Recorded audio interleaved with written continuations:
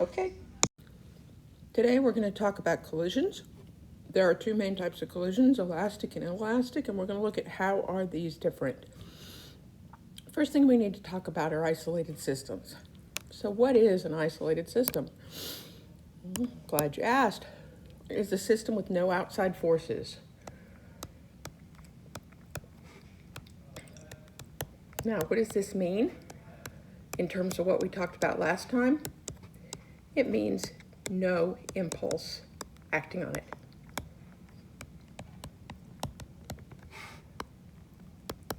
So, now we do need to recognize that the Earth has no truly isolated systems due to gravity, but we can still treat the system as isolated because gravity is sort of a constant here. Now, what does it mean when we have no impulses acting on it? This is a big deal, guys. What this means is that its momentum is always conserved. Energy, however, may or may not be conserved. There's two different things. Energy is one thing, momentum is another. Now, momentum being conserved means that the sum of the initial momentums has to equal the sum of the final momentums, okay? So now, what is an elastic collision? How does an elastic collision differ from an inelastic collision? We know for both of them that momentum is conserved. But in what we call a truly elastic collision, kinetic energy is conserved. But for an inelastic collision, kinetic energy is not conserved. So what is an elastic collision? An elastic collision is when we have two things that hit each other and bounce away from each other and retain their shape. There's no crumpling. There's nothing that sticks from one to the other. They simply hit each other and move away. Think of two pool balls that hit each other. They clang, they move in other directions. That is a truly elastic, perfectly elastic collision, okay? Elastic means they bounce away and they retain their shape. Conserved quantities, well, we know momentum is conserved because it's always conserved, and kinetic energy is conserved, okay? Billiard balls colliding, nothing deforms, energy is conserved. Now, in an inelastic collision, kinetic energy is not conserved. How do we know things are inelastic? The two objects collide and then they interlock together, or they collide and they deform. In other words, energy is going to be lost. Now, there is a type of collision that's inelastic where energy is actually increased, and we'll talk about that in a minute. Okay, most collisions are inelastic, even if the objects don't stick together, because think about it, when things hit, no matter what, even billiard balls, where we consider those are pretty elastic, you still hear sound, you hear clacking, etc. Okay, so there's some sort of energy that's being lost in that particular collision. Heat, deformation, etc. When a ball bounces on the floor, like say a rubber bouncy ball bounces on the floor, when it hits the floor, it actually deforms, it flattens some, and then it bounces back. Okay, energy is lost. So what's the conserved quantity here? Well, if energy is lost, the only thing that's conserved is momentum. This is a big deal, guys. Momentum only. Energy is not. Collision energy is not. Now, collisions can still be inelastic if there's no apparent deformation. You have to check to see if the energy after the collision is the same as the energy before the collision. Now, there's one special type of inelastic collision that we talk about, and that is a perfectly inelastic, and that's where the objects stick together and move as one mass. Think of two cars hitting in an intersection that stick together and then move away together, okay? So we think, for example, two cars collide, energy is lost due to the cars deforming when they collide. Energy is not conserved, but momentum is. Okay, the energy equation from last chapter can't be used since it doesn't account for light, heat, energy, the things that deform happen when the cars actually deform. Okay, so now I want you to identify the following collisions as elastic or inelastic. I'm going to take a second and let you decide. You have two marbles, they're hard objects, they slide towards each other, hit each other, bounce away. You're right, that is elastic. Two rental cars driving 40 miles an hour crash into each other and interlock together. That is going to be, and they slide off the side of the road. That right there is going to be perfectly inelastic. golf ball is hit by a golf club and sent flying through the air. Those collide, but since it's a golf ball, the golf ball is going to deform. So that one is just inelastic. Football is kicked by a foot, sent through the air. Again, when you hit your ball, your foot hits contact with the ball, it deforms, so that is going to be inelastic. But you have a mass that hits a wall with the speed of 5 meters per second and rebounds with a speed of 3 meters per second in the opposite direction. What's its change in kinetic energy? Well, think about it. If we had a change in kinetic energy, and as a matter of fact, the change in kinetic energy is equal to a loss of, it's a loss, isn't it? Because it goes from 5 meters per second to 3 meters per second. We could actually calculate that. Mass times 1/2 the mass times V final squared minus V initial squared. We don't need to for the sake of this problem. We just need to know that kinetic energy is lost. If kinetic energy is lost, it cannot be elastic. Therefore, it must be inelastic since it rebounded. Hopefully you understand the difference between perfectly elastic, perfectly inelastic, and then just regular old inelastic. Okay?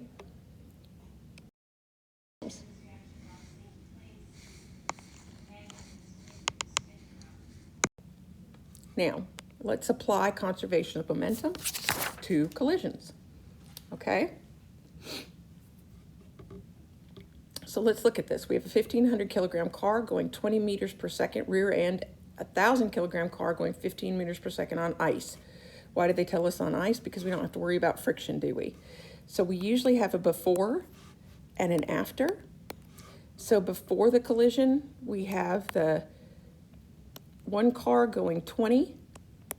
We have the other car going 15. And afterwards, it says that how fast did the two cars move together immediately after the collision, and it is perfectly inelastic. So afterwards, what we know is that we've got one stuck to the other, and they are moving some speed. So what we know is we know that, always know that this is the case, whether it's elastic or inelastic, momentum is conserved. So initially we have the mass of car, let's call this car A and car B. So we have the mass of A times the velocity of A plus the mass of B times the velocity of B equaling the mass of A plus the mass of B, because they're stuck together, times the final velocity. Now all we have to do is solve for that final velocity, which means that we are simply going to divide by the total mass here, aren't we?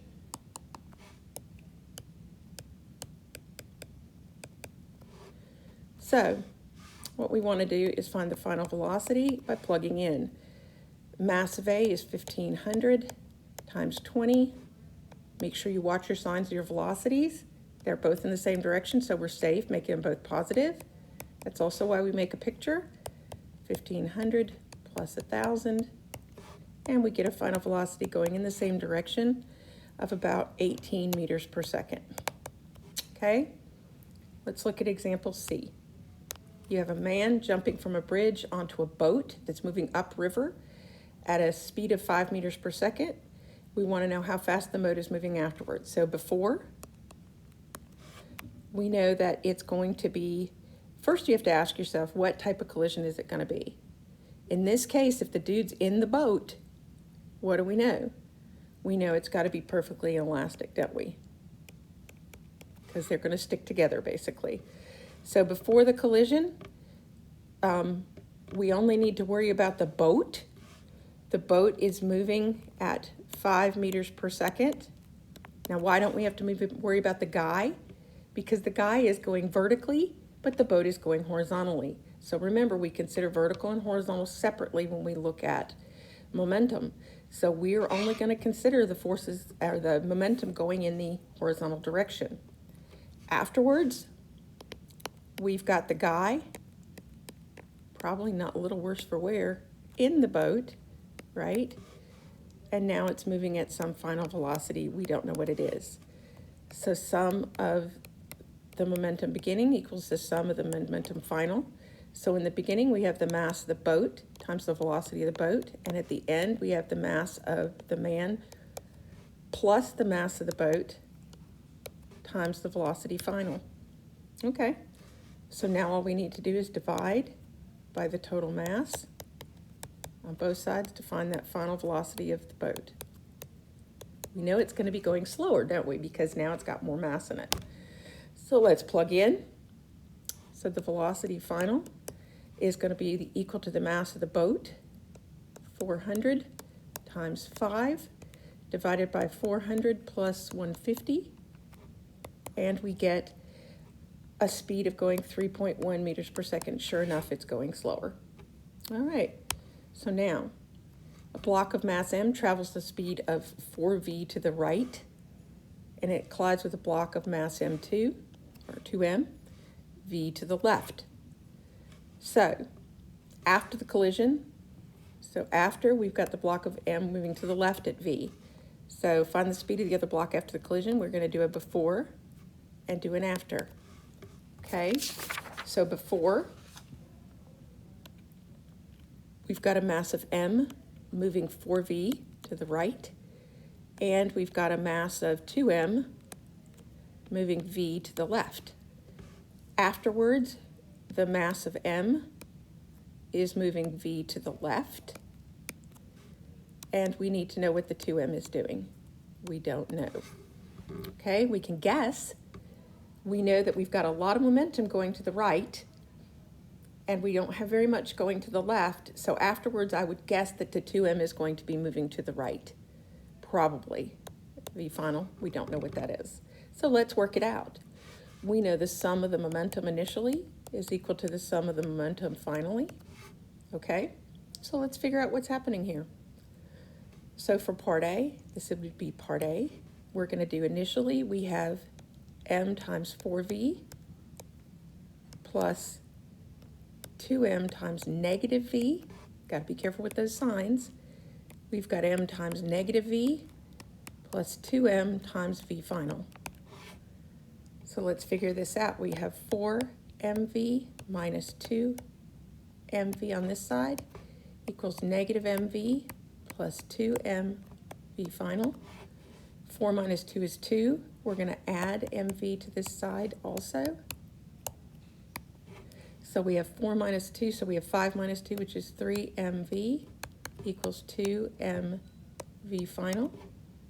So we're going to divide, m goes away, so we'll divide both sides by 2, and we get v final is equal to 1.5, the initial velocity. Okay, so that tells us we're 3/2 v. That's part A.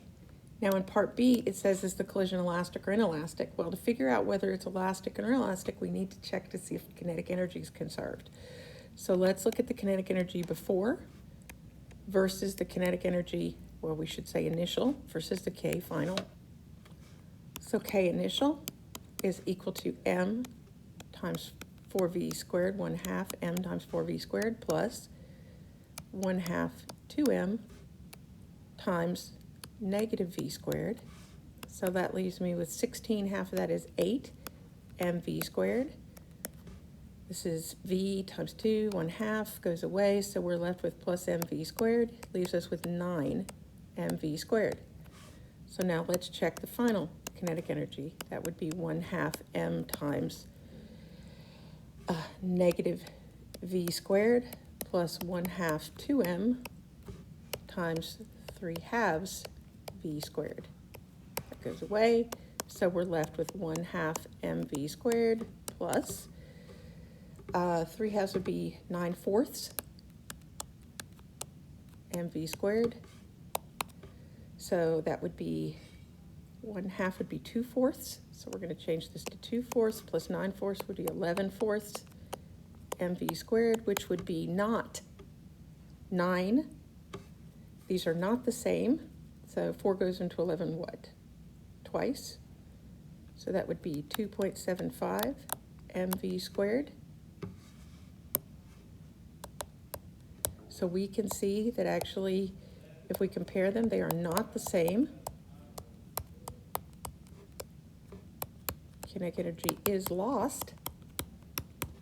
So if kinetic energy is lost, it has to be in elastic.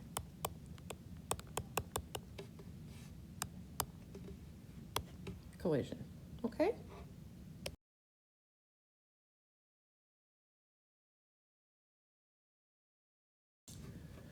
Now let's look at this guy. We're gonna look at a ballistic pendulum.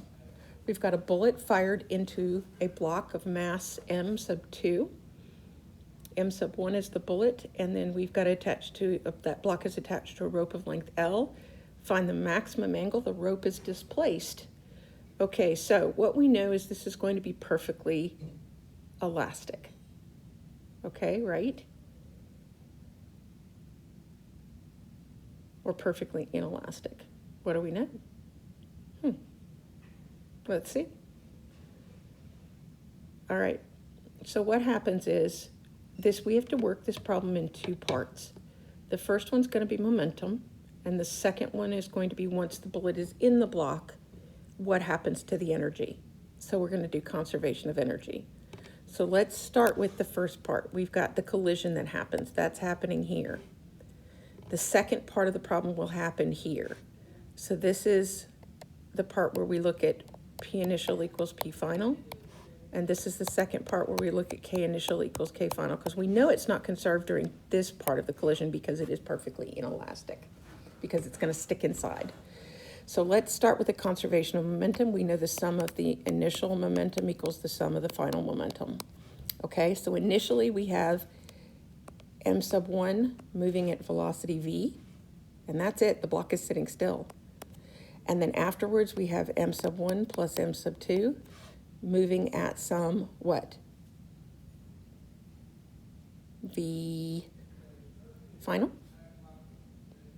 Well, we'll call this V after the impact. So let's call this VT, okay? So if we're looking for V sub T, we can take m sub 1 V and divide it by what? M sub 1 plus m sub 2, okay? So that's what we get out of that. Now, let's look at the kinetic energy. We know that the mechanical energy initial is going to be equal to the mechanical energy final. And really, we shouldn't say kinetic energy is conserved. What we should say is mechanical energy is conserved. Because what happens here is initially we have kinetic energy, don't we? And finally it comes to a rest. So we have gravitational potential energy. And that's really what we have. So we know this is 1/2 m1 plus m2, because this is the total mass, isn't it? Times v sub t squared, and that's going to be equal to m1 plus m2 g times some h, some height h that this thing rises to, okay? So now the first thing you need to look at is, let's plug in what we know for v sub t. So this is going to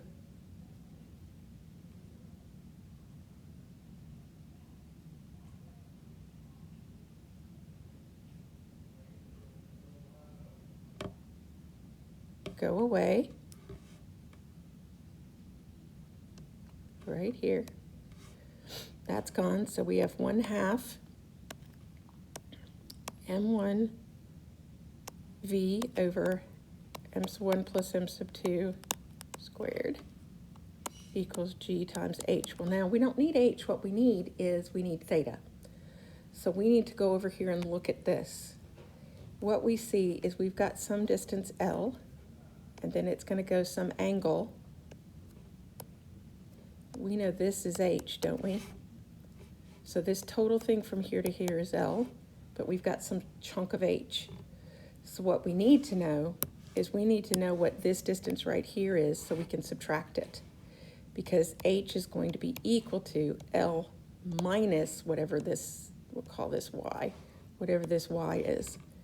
Well, we can do y in terms of, we know this angle right here is theta, and we know, guess what? We know this is also L, because that's the length of the string. So what we've got is adjacent, and we've got hypotenuse. So we know that the cosine of theta is equal to adjacent over hypotenuse, which means that this y right here is equal to L cosine theta. So what we know is this is L minus L cosine theta. So now we can take this and plug it into our equation for h, and we've introduced theta to our problem. So now let's do this. Here we go. We've got 1/2 m1 squared v squared over m1 plus m sub 2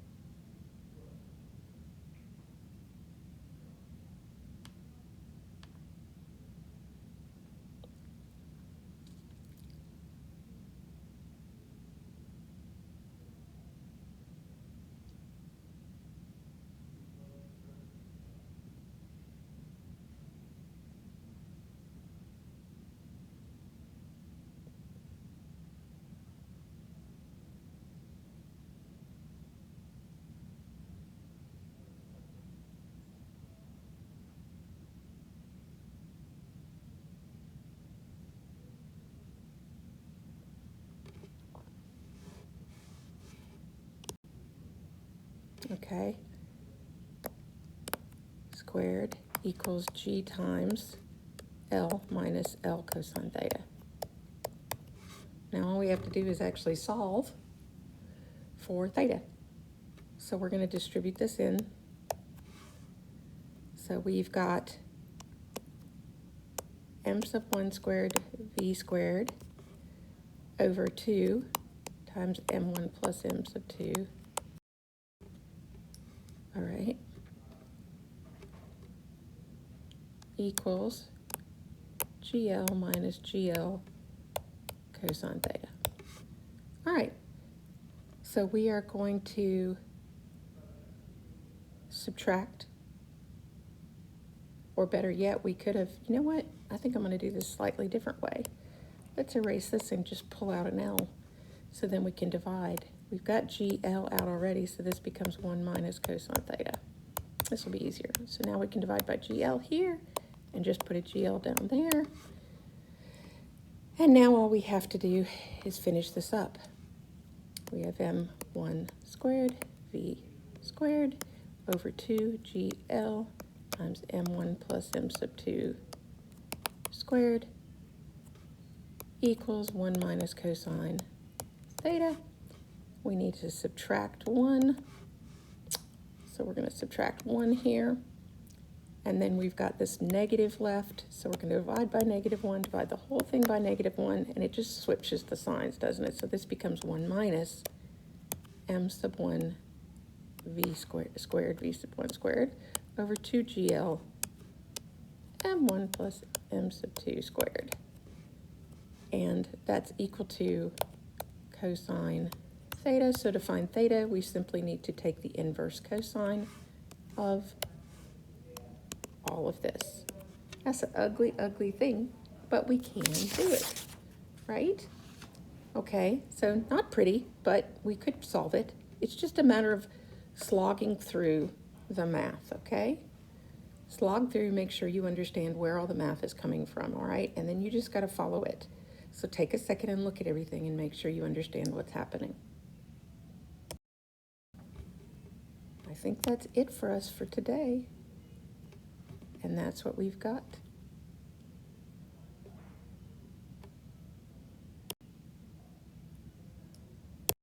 Now, I do want to talk very quickly though, even if we don't have the room on the paper, we need to talk about 2D collisions.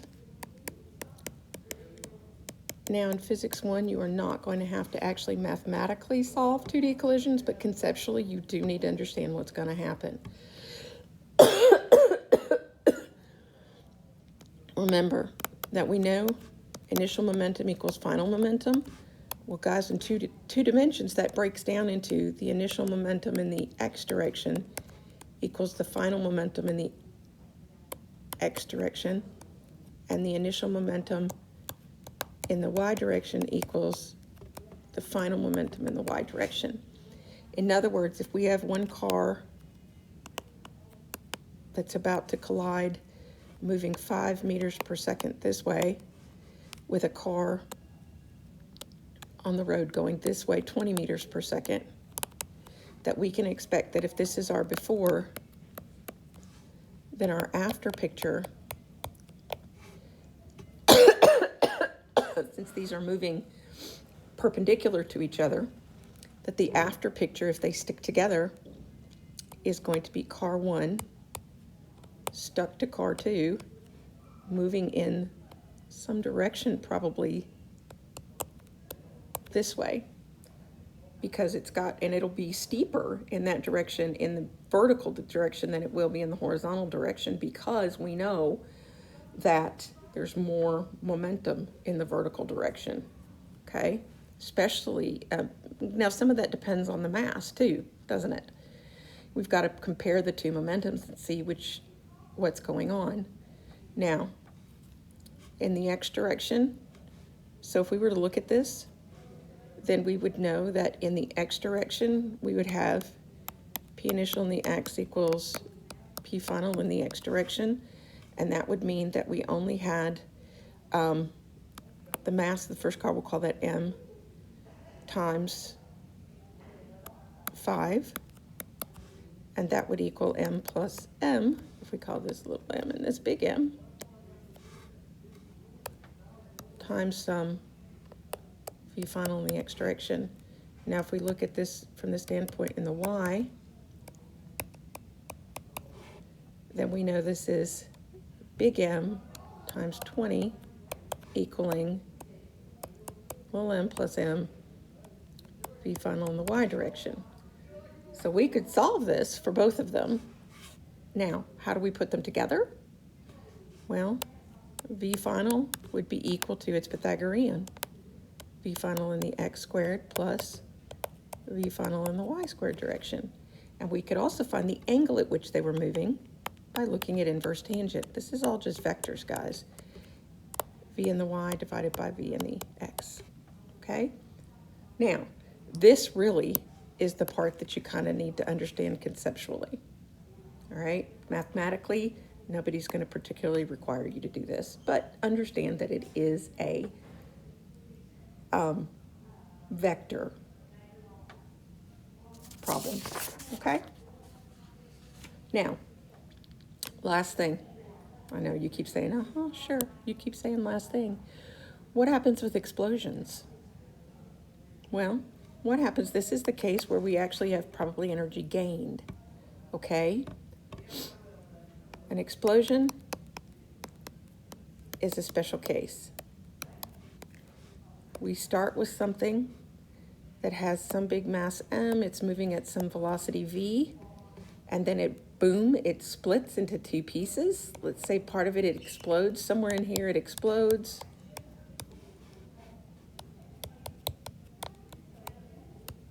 And we get part of it going downwards. What's going to happen to the other part of it? The other part goes maybe that way. We don't know. But what we do know is that since we know, we could predict where this guy's going to go based on the fact that the initial momentum still has to equal the final momentum. If all the initial momentum is going in the x direction, then what ends up happening is that the final momentum all has to be, that anything that happens here, we know this right here couldn't happen.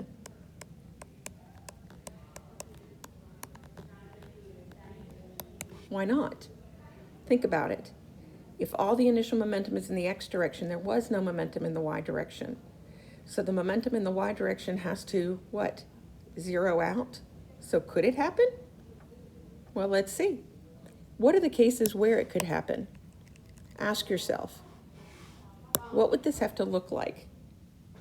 Well, what it would have to look like is, since we know that the initial momentum in the y direction was equal to 0, then the final momentum in the y direction would also have to equal 0. So whatever this is would have to be zeroed out with equal and opposite in the other direction. So what we would know is that if, as long as these are the same, if they're equal and opposite, then look what happens.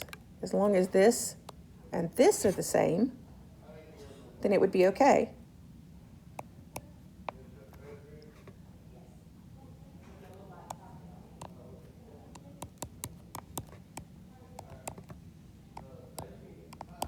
So when you're thinking about explosions, think about those two-dimensional forces, or two-dimensional collisions again. Everything has to equal out. Whatever you started with in the beginning has to be what you end up with in the end. So if you don't have any initial momentum in one direction in the beginning, you cannot have it at the end. It has to zero out, just like it was in the beginning. All right, that's what I have to say about explosions. We'll talk about this more next time when we look at center of mass.